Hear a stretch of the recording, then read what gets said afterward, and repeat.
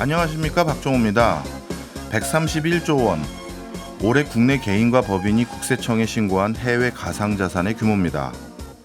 전체 해외 금융계좌 총액이 186조 원이라고 하니까 약 70%가 비트코인, 이더리움 같은 해외 가상자산이란 얘기입니다. 해외 가상자산은 올해 처음 국세청 신고 대상에 포함됐는데요. 그 결과 작년까지 60조 원이었던 해외 금융계좌 총 신고액이 3배 넘게 불어났고요. 특히 20대, 30대 개인 신고자들은 평균 100억 원 안팎의 해외 가상자산을 가지고 있는 것으로 나타났습니다. 이처럼 해외 자산 유형 가운데 가상자산이 가장 많은 이유는 무엇 때문일까요?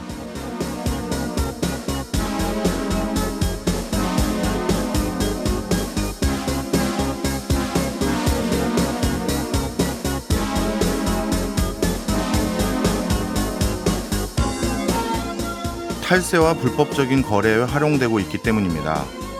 국내에서는 자금 출처가 불분명한 코인 거래는 금융정보분석원을 통해 포착할 수 있습니다. 하지만 해외 거래소를 통한 투자와 거래는 추적이 어렵습니다. 가상자산을 활용한 탈세와 불법적인 거래는 앞에서 언급한 국세청 자료보다 훨씬 더 큰 규모일 것으로 보입니다.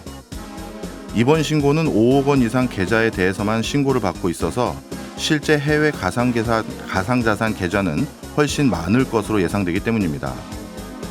다시 말해 5억 원 이하의 해외 가상자산은 신고 대상이 아니라는 점에서 해외 자산 은닉과 탈세를 차단하는 효과는 제한적인 상황입니다.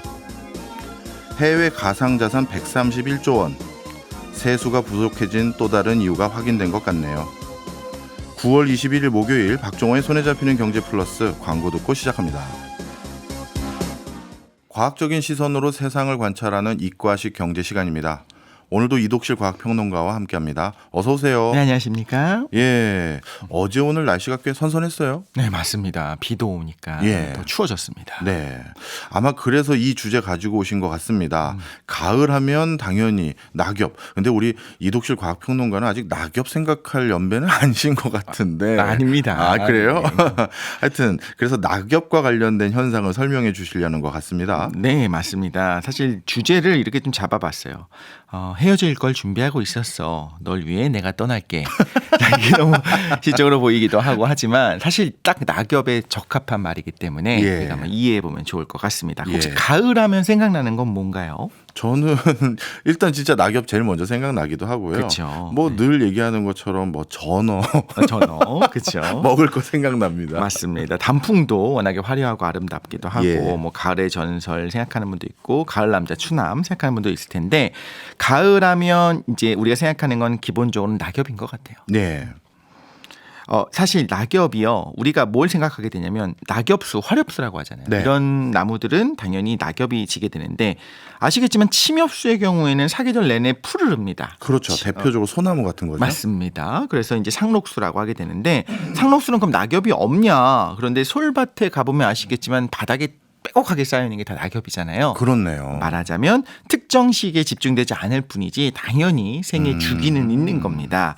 그럼 우리가 이제 생각해 볼 거, 오늘 생각해 보고 싶은 건 뭐냐면 화렵수가 가을에 잎을 떨어뜨리는데 그럼 필요해서거든요. 그렇다면 진화 단계에 무슨 이점이 있었기 때문에 이런 행동들이 반복되는 겁니다. 그게 뭘까? 침엽수랑 뭐가 다르길래 도대체 낙엽이 왜 져야 되는가를 생각해 볼 수 있을 텐데 자, 질문을 드리겠습니다. 침엽수랑 화렵수 딱 생각하면 차이가 나는 게 뭐가 있죠? 저는 당연히 잎의 크기 아닐까요? 맞습니다. 정답입니다. 잎의 크기가 많이 차이가 나잖아요. 화렵수는 잎이 크고요. 그렇기 때문에 상식적으로 그만큼 스스로 유지하는 데 많은 에너지가 들어갈 수밖에 없어요. 말하자면 저는 좀 크게 확장한 기업 같은 느낌입니다. 그래서 광합성이 잘 될 때는 그 이상의 이득을 엄청나게 뽑아낼 수가 있는데 광합성량이 줄어들기 시작하면 자기 자신의 비대한 몸짓을 유지하는 데 있어서 몸집을 유지할 때 이제 손실이 커지는 거죠. 쉽게 말해서 에너지 비효율적인 거네요. 맞습니다. 근데 잎에는요 기공이 있습니다. 그래서 공기구멍이 있어요. 그래서 호흡을 하게 되는데요. 당연히 우리도 호흡을 하게 될 때 입이 마르지 않습니까? 호흡을 하면 증발이 일어나게 됩니다. 그래서 식물은요 지속적으로 숨을 쉬게 되면 수분을 잃게 됩니다. 사실은 이렇게 잎에서 수분을 잃어버리게 되면 오히려 뿌리에서 물을 빨아들이는 그 원리 중에 하나가 이거이긴 합니다만 자, 가을이 됐습니다. 이제 일조량이 줄었죠. 추워집니다. 쓸쓸하기도 하고요. 자, 수억 년 진화 과정에서 식물들이 뭘 알게 되었냐면 낙엽을 통해 일단 월동을 하자. 그럼 이게 끝이 아니야. 겨울이 버티고 기다리면 봄이 올 거야라는 거를 물론 생각한 건 아니지만 몸이 기억하고 있는 겁니다. 그럼 제일 먼저 해야 되는 건 뭐냐? 수분을 보호해야 되는 거죠. 예. 그럼 기공을 닫을 수가 있는데 기공을 닫아봐야 아예 잎 자체를 제거하는 것만 못하잖아요. 그래서 아예 물질 순환 자체를 멈춰버리는 거죠. 그래서 예. 뭐 휴업하는 느낌이라고 보면 될 것 같아요. 아니면 폐업이라고 할 수도 있겠습니다. 예. 자, 이 두 번째 이유는요. 첫 번째 이제 수분을 보존하기 위해서고 두 번째 이유는요. 잎이요. 딱 보기에 줄기보다 연약하지 않습니까? 예. 그래서 상대적으로 연약하기 때문에 쉽게 얼어요. 그래서 피해도 상당합니다. 그래서 손상된 조직을 제거하는 것보다 더 쉬운 방법은 뭐냐? 그냥 겨우 내내 잎을 제거해 버리는 겁니다. 얼지 않게. 그래서 침엽수는 낙엽을 안 만들잖아요. 당연히 크기가 작기 때문도 있지만 또 뭐가 있냐면 겨울이 되면 침엽수도 마찬가지로 월동을 하는데 잎의 세포 농도를 높이고 일종의 부동액성 물질, 뭐 리놀렌산 같은 이런 부동액성 물질을 생산을 합니다. 그래서 얼어 터지지 않게 대비를 하는 거죠. 자, 그런데 화렵수는 이런 서리 문제도 좀 있고요. 또 눈이 쌓이면 눈 무거운 거 아시죠? 예. 집도 무너집니다. 차도 무너지고요. 차 지붕이 주저앉고요. 그래서 무게로 인해서 가지가 부러질 수도 있다는 걸 이미 알고 있는 겁니다. 오랜 시간 동안 진화를 통해서. 그래서 이걸 해결하는 방법은 아예 눈이 안 쌓이게 해야겠구나. 잎을 떨어뜨려 버리는 거죠. 자, 이제 흥미로운 게 나옵니다. 예. 근데 넓고 푸르른 잎은 너무너무 좋잖아요. 영양 성분들도 풍부할 것 같잖아요. 그럼 이제 식물 입장에서는 어떻게 하는 게 유리할까요? 새로 생긴 잎보다는 예전에 생긴 잎을 먼저 떨어뜨리는 게 나을까요? 그것도 있지만 떨어뜨리기 전에 예. 당연히 쪽쪽 전부 다 영양 성분을 빨아먹어야 돼요. 그래서 식물에 있는 질소나 인 같은 영양분들을 회수를 다 해버립니다. 예. 그런 과정에 뭐가 되냐면 엽록소가 분해가 되거든요.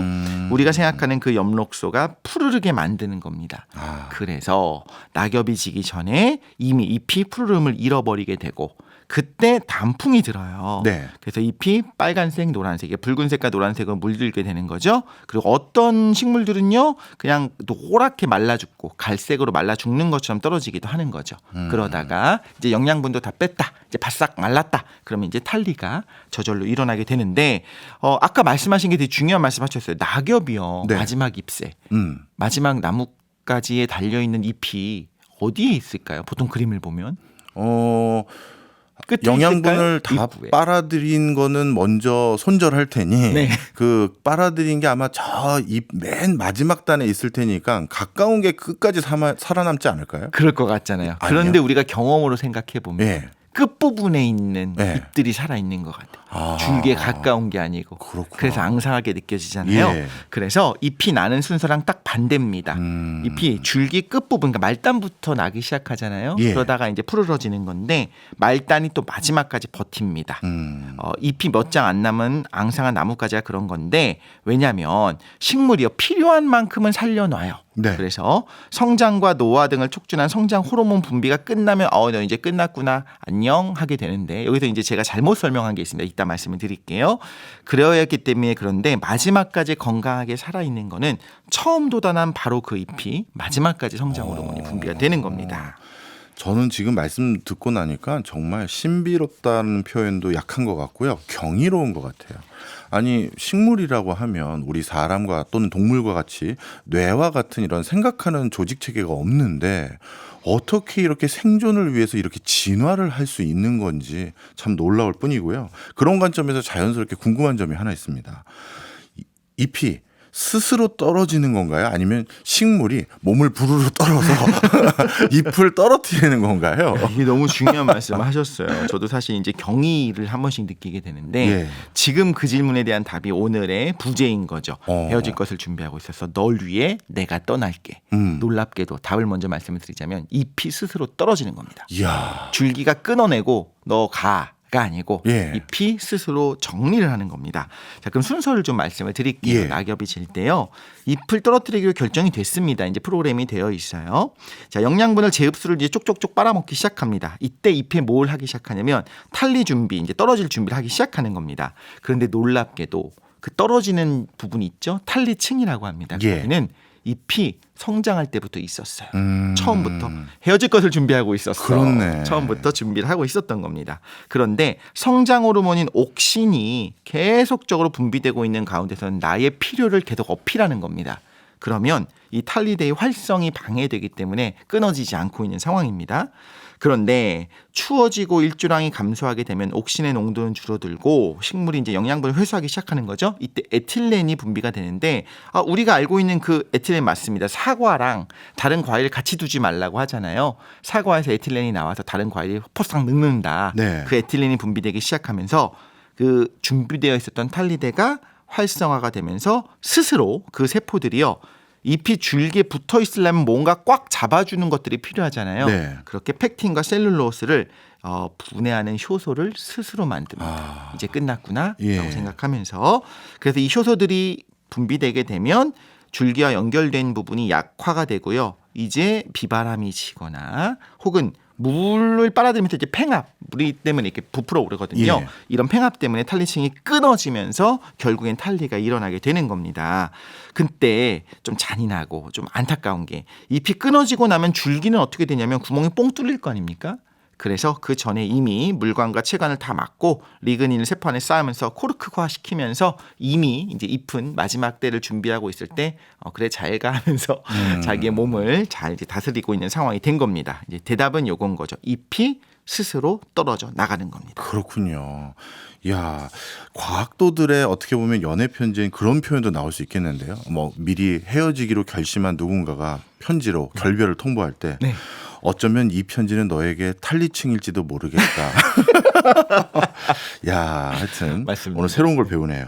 자, 그게 제일 궁금할 것 같아요. 많은 청취자분들께서 단풍은 왜 색깔이 변하느냐.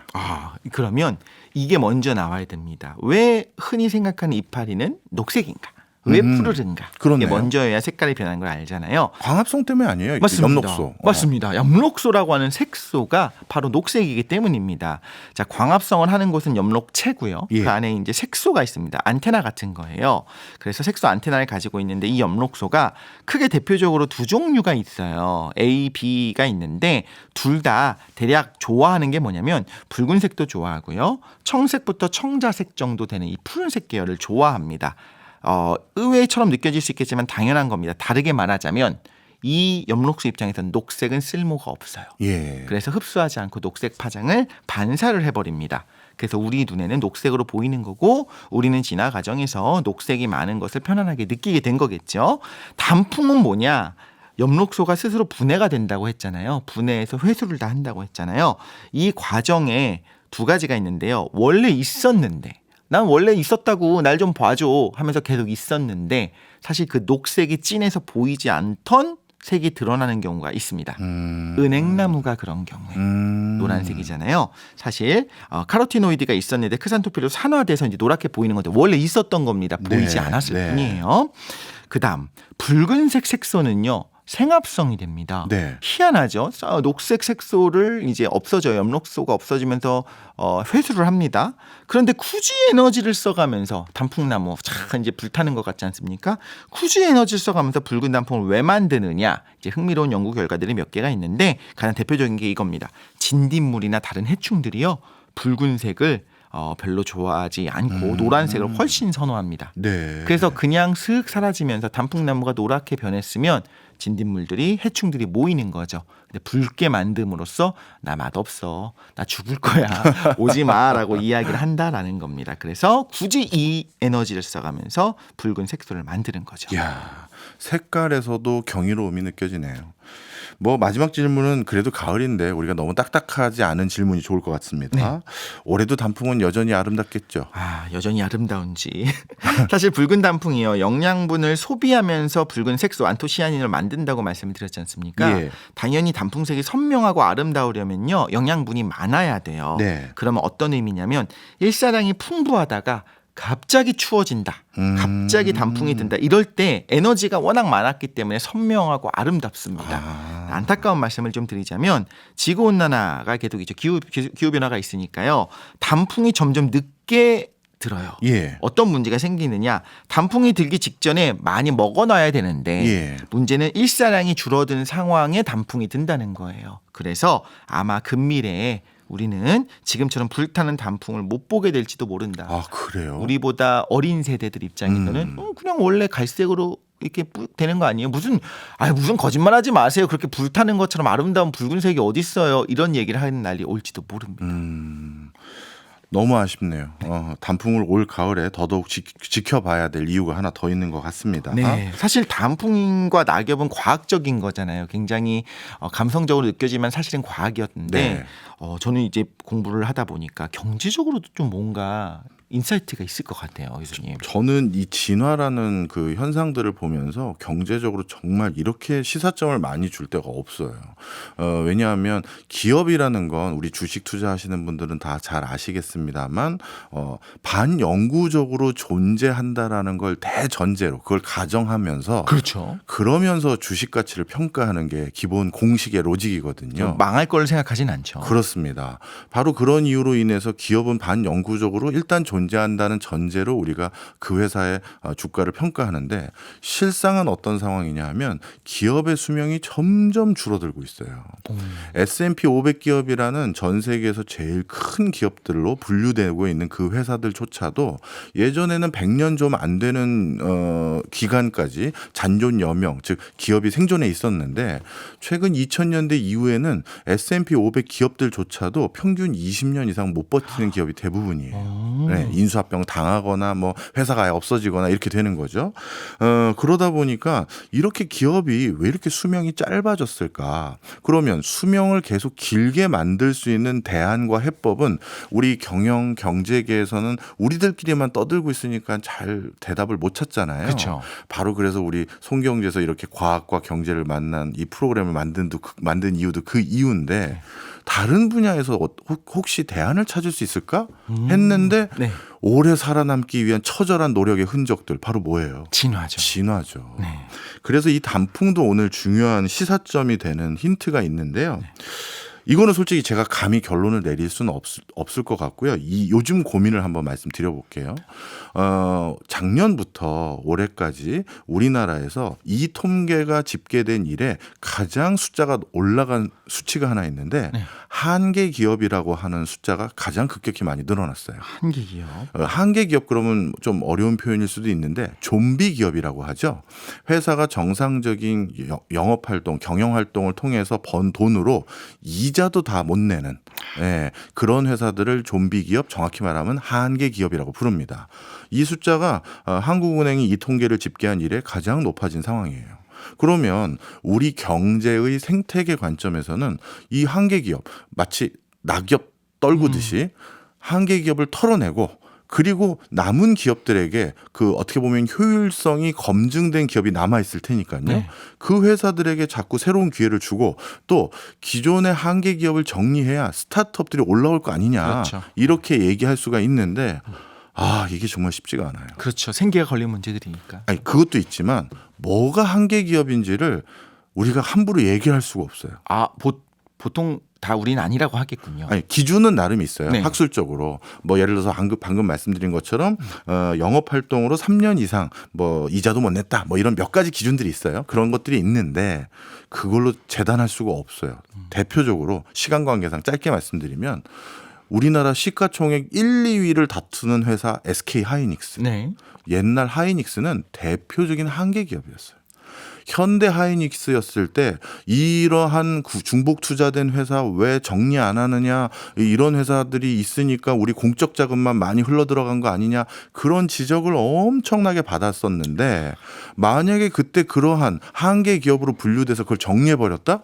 야, 그러면 지금 우리나라를 대표하는 반도체 회사 하나가 없어지는 거예요. 진짜 미래가치 평가라고 하는 게 너무 중요하네요. 생각해보면 과학기술 기업들이 어떻게 보면 성과를 내기 전까지는 딱 그 한계 기업인 거거든요. 그럴 수도 있죠. 맞아요. 그것도 마찬가지고요. 그래서 오늘 제가 이 단풍, 뭘 단풍으로 규정할지 참 그게 어려운 얘기네요. 알겠습니다. 오늘도 낙엽을 통해서 재밌게 배워봤습니다. 지금까지 이독실 평론가였습니다. 고맙습니다. 감사합니다. 저희는 광고 듣고 입으로 돌아오겠습니다. 세상 모든 책을 경제적으로 읽어보는 체크리스트 시간입니다. 오늘 책은 장동석 출판 평론가가 소개해드립니다. 어서 오세요. 안녕하세요. 예, 오늘 만나볼 두 권의 책 어떤 책들인가요? 허먼 멜빌의 모비딕과 독일의 저널리스트이자 경제금융 전문가인 하이케 부흐터의 석유 전쟁, 미국은 어떻게 석유로 세계를 지배하는가 두 권 가지고 왔습니다. 네, 오늘은 기분 좋은데요. 두 권의 책 다 읽어봤습니다. 먼저 모비딕부터 만나볼까요? 예, 이 책이 출간된 것은 1851년인데요. 인간과 자연, 정확히 말하면 고래와의 투쟁을 담은 일종의 모험 소설로 평가받고 있죠. 그러니까 고래를 잡는 배, 포경선 피쿼드호의 선원들이 전 세계 바다를 누비면서 흰색 고래, 모비딕을 잡기 위한 사투를 그린 작품인데요.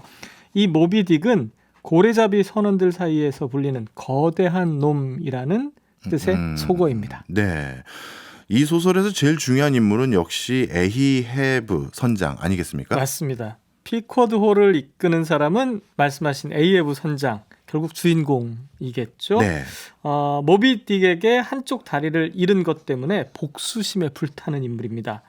작품의 화자인 이슈메일은 에이헤브 선장을 처음 본 소감을 이렇게 말하는데요. 딱 바라진 몸은 온통 청동으로 만들어진 것 같았다 이렇게 얘기했어요. 그러니까 이슈메일, 그러니까 이 모비딕의 화자인 21살 청년이 들려주는 에이헤브 선장은 또 이런 모습인데요. 에이헤브의 섬뜩한 풍모와 줄무늬를 이룬 낯빛 흉터를 보고 받은 충격이 하도 커서 나는 이 압도적으로 닥쳐오는 섬뜩한 기분이 그의 몸의 일부를 의지하고 서 있는 거칠고 하얀 다리에 기인하고 있다는 것을 한동안 알아차리지 못했다.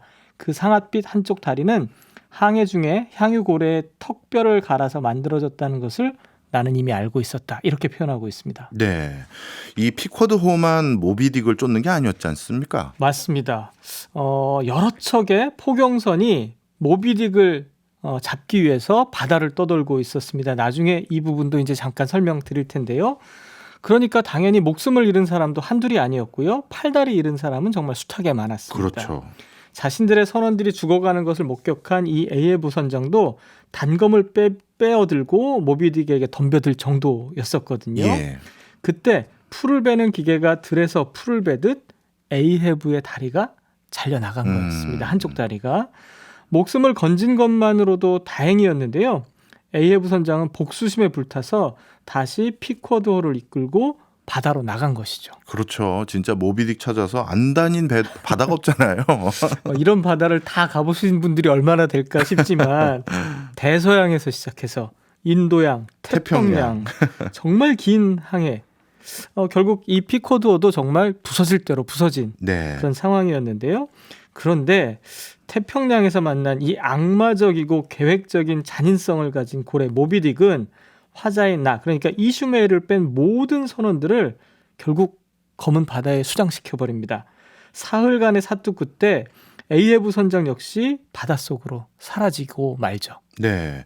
사실 지금은 고전일 뿐만 아니라 워낙 박진감 넘치게 영상으로 만들 수 있는 장면도 많기 때문에 영화로도 많이 재현된 네. 이런 작품인데 이 모비딕이 정작 출간될 때는 그렇게 주목받지 못했다면서요. 그렇습니다. 일단 좀 어려웠습니다. 예. 소설 자체는 굉장히 흥미진진합니다. 그런데 중간중간 당시의 그 고래 잡는 산업, 포경 산업에 대한 그리고 사냥 도구에 대한 아주 자세한 설명 그리고 사파도 있었어요. 예. 그러니까 일종의 소설이라고 보기보다는 방대한 고래학 교과서 같은 책이었어요. 그러니까 사실은 이렇게 뭔가 확 와닿지 않는 뭐 재밌으려고 하니까 뭐 작사를 설명한다든가 이런 얘기였는데 오늘날 이 모비딕은 해양 문학의 걸작으로 꼽히는 그러니까 또 불가능에 도전하려는 그 에이헤브 모습에서 숙명을 뛰어넘으려는 인간의 광기, 집념을 보이는 대작이다 이런 평가를 받고 있지만 말씀처럼 출간 당시에는 그렇게 주목을 받지 못했던 작품입니다. 네. 오늘 이 첫 번째 책으로 모비딕을 가지고 오신 이유가 있겠죠? 그렇습니다. 요 대목 잘 기억해 두시면 좋겠습니다. 예. 이 작품은 19세기 중반 사회상을 충실하게 반영하고 있습니다. 18세기부터 서구에서는 고래잡이가 크게 증가했는데요. 이유가 있습니다. 향유 고래 한 마리 잡으면 적게는 20통에서 큰 통입니다. 20통에서 40통이 넘는 기름을 얻을 수 있었어요. 이 기름은 당시 우후죽순 늘어가던 도시의 밤을 밝히는 가로등에 쓰였습니다. 집에서도 많이 쓰였고요. 예. 그런가 하면 여러 공업용품과 생활용품 만드는 데도 아주 유용했습니다. 그래서 바다에 나가서 선원으로 바다에 나가서 향유고래 한 마리만 잡아도 평생 먹고 살 수 있다. 선원으로만 나가도. 네.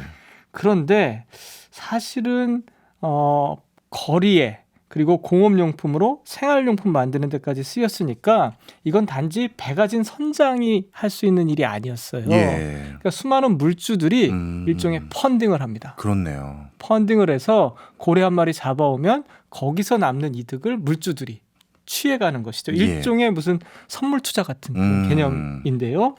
어쨌든 당시 사회상을 충실하게 반영하면서도 사실은 결과적으로 보면 환경적으로는 이 당시 18세기부터 19세기까지 일어난 수많은 고래 사냥 때문에 많은 고래들이 멸종 위기에 처해 있는 것도 또한 사실입니다. 아, 이제는 제가 하나 힌트를 얻었습니다. 두 번째 책 제목이 석유전쟁인데 모비딕과 석유전쟁 했는데 이제 왜 석유전쟁 가져왔는지 감 오네요. 네, 맞습니다. 그 19세기 중반 미국 사회가 에너지원인 향유고래 기름이 굉장히 중요했던 것처럼 20세기, 21세기 최고 그리고 최대 에너지원인 결국 미국에게 가장 큰 이득을 지금 주고 있는 석유에 대해서 잠깐 얘기 드리려고 하는데요. 독일의 저널리스트이자 경제금융 전문가 하이케 부터의 이 석유전쟁 이 책은 에너지를 지배하려는 미국의 야심을 그리고 전 세계를 위협하고 있는 상황들에 있어서 고발하고 있는 네. 책입니다. 석유를 장악하기 위한 싸움을 시작한 이래 오래된 동맹관계 따위는 정말 아랑곳하지 않고 독자 노선을 또 걷고 있고요. 미국은 석유와 가스만이 자국을 세계 초강대국으로 만들어줄 것이다. 이제는 확신하고 있다는 겁니다. 세계의 주도권을 되찾기 위한 무기인 셈인데요. 이를 방해하는 세력은 그냥 무조건 적이 되는 겁니다. 예. 협박과 보복을 서슴지 않는 바람에 사실은 지금 중동과의 관계가 좀 껄끄럽죠. 그런가 하면 중국과의 관계는 뭐 거의 극한으로 가고 있고요. 그렇죠. 에너지 장악을 향한 미국의 야망은 이미 전 세계 정치, 경제, 환경에 심각한 결과를 불러오고 있다. 에너지 냉전주의는 이미 시작되었고 계속 단계를 거듭하고 있다. 저자는 얘기하고 있습니다. 네.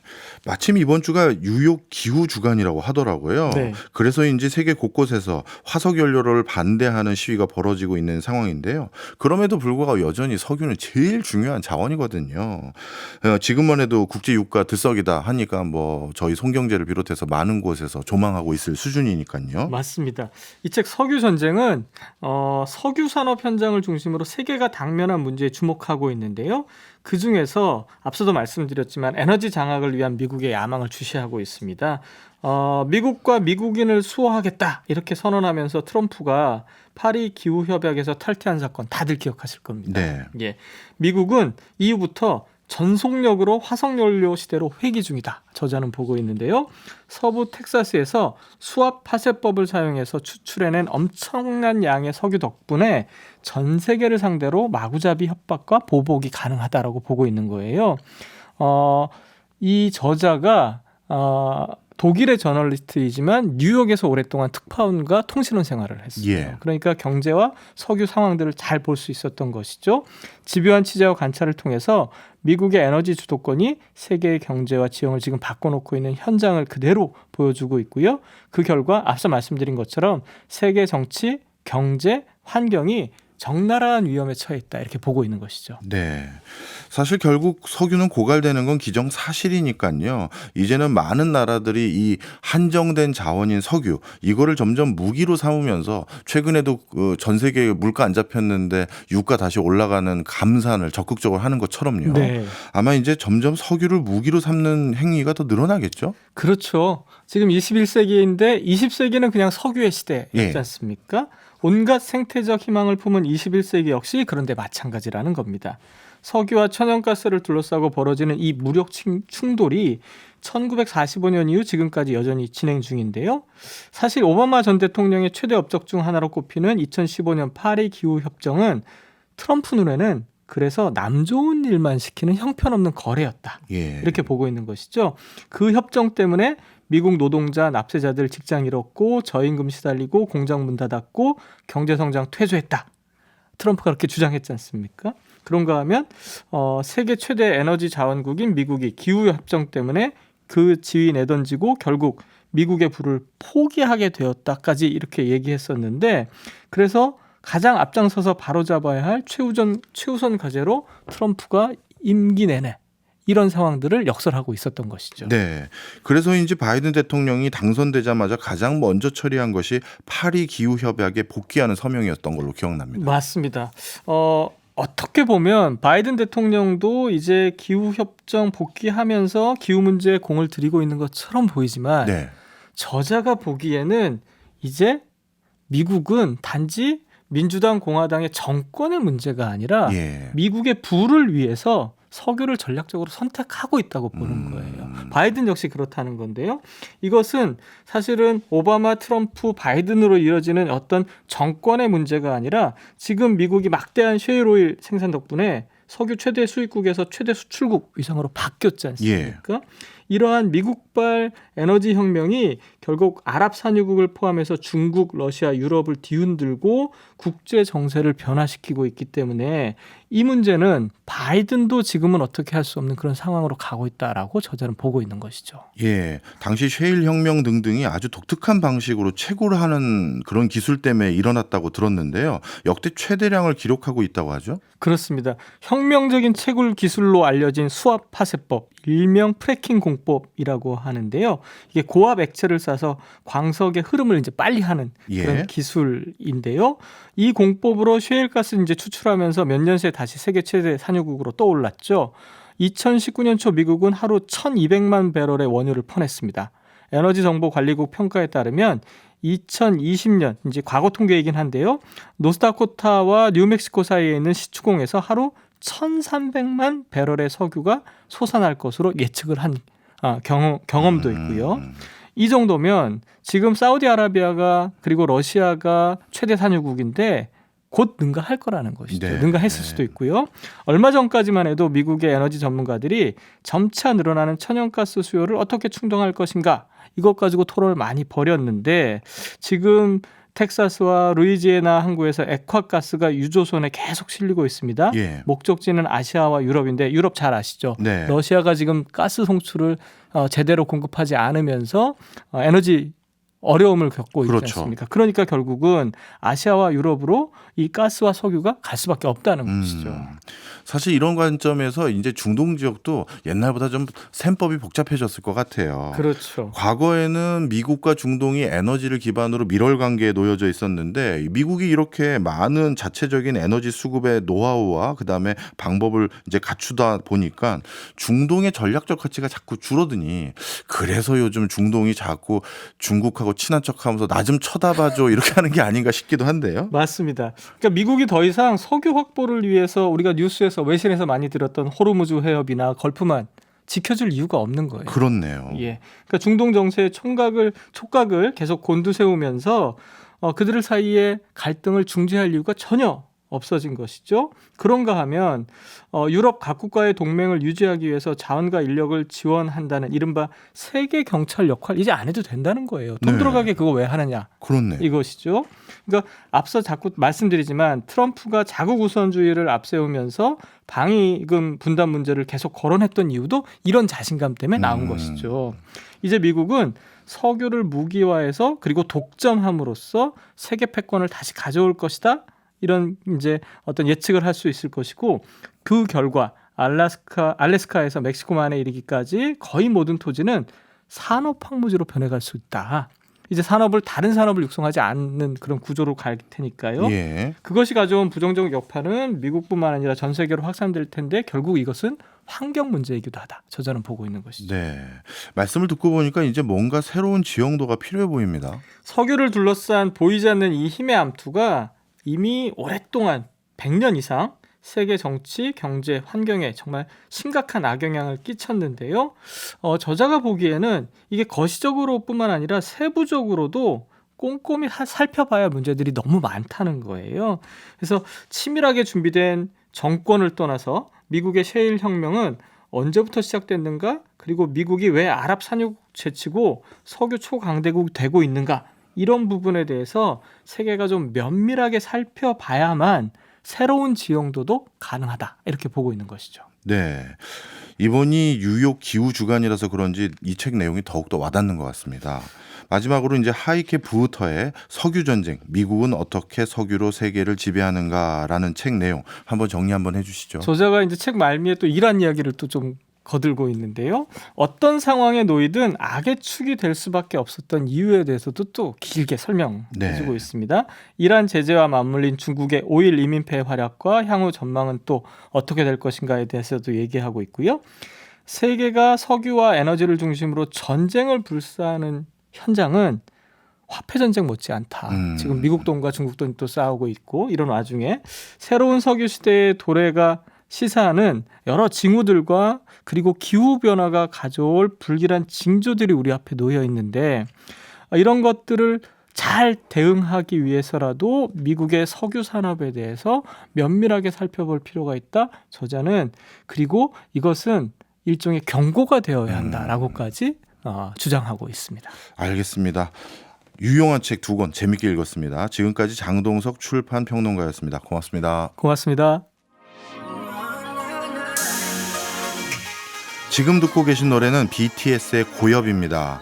오늘 미니 문자 메시지 봤더니 낙엽과 관련된 진짜 명곡들 많이 추천해 주셨는데요. 아마 몇 년 지난 뒤에는 이 BTS의 고엽도 명곡 반열에 같이 올라가 있지 않을까 생각이 듭니다. 이미 명곡이기도 하고요. 박종호의 손에 잡히는 경제 플러스 내일 오전 11시 5분에 다시 찾아오겠습니다. 오늘도 고맙습니다.